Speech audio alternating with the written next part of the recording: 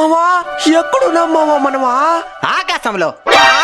నీకు పంచభూతాలంటే తెలుసా? ఎందుకు తెలీదు? మోగిని డాగిని పిశాచి. ఆ భూతాలు కాదురా, పశుపతి, అఘోరాధిపతి. అగరబత్తేం కాదా? మీరు చెప్పిన భూతాలు మన ప్రాణాలని తీస్తాయి, కానీ ఈ భూతాలు మనకి ప్రాణాలని పోస్తాయి. పంచభూతాలు ఏవో చెప్పండి. గాలి, నీరు, నిప్పు, భూమి, మళ్ళీ ఇంకోటి ఆకాశం.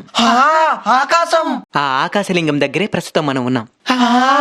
మనకి ప్రత్యక్షంగా కనబడే దైవాలు ఈ పంచభూతాలే కాబట్టి వీటి రూపంలో శివయ్య కొలువుదీరుంటాడనమాట. అందులో మొదటిదే ఈ ఆకాశలింగం. మిగతాది జంబుకేశ్వరంలోని జలలింగం, అరుణాచలంలోని అగ్నిలింగం, కాంచీపురంలోని పృథ్వలింగం, శ్రీకాళహస్తిలో ఉండే వాయులింగం. అది మన ఆంధ్రాలో ఉంది మావా. సినిమాలో చిదంబర రహస్యం అని అంటా ఉంటారే, ఇన్నేరా? ఇన్నాం. అది ఈ గుడికి సంబంధించింది. ఇక్కడ ఉండేది ఆకాశలింగం కాబట్టి ఇక్కడ లింగం ఉండదు. ఏమీ లేని దగ్గర కూడా మన మనసుతో శివయ్యని చూడగలగడమే చిదంబర రహస్యం. ప్రపంచంలోనే అతిపెద్ద శివాలయం ఇది. శివకేశవులిద్దరూ ఒకే గుడిలో ఉండి పూజలు అందుకుంటున్న ఏకైక పురాతన శివాలయం.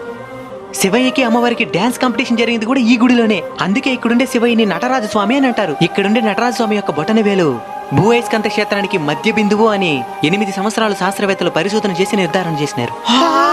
తమిళనాడులోని చిదంబరంలో ఉన్న ఈ ఆకాశలింగం నటరాజ స్వామి గుడి పూర్తి సమాచారానికి కామెడీ జోడించి మన unbeatable culture blog channel upload చేయడం జరిగింది. వెళ్ళి చూసి ఆనందంగా నవ్వుతూ శివయ్య అనుగ్రహాన్ని పొందండి. హర హర మహాదేవ.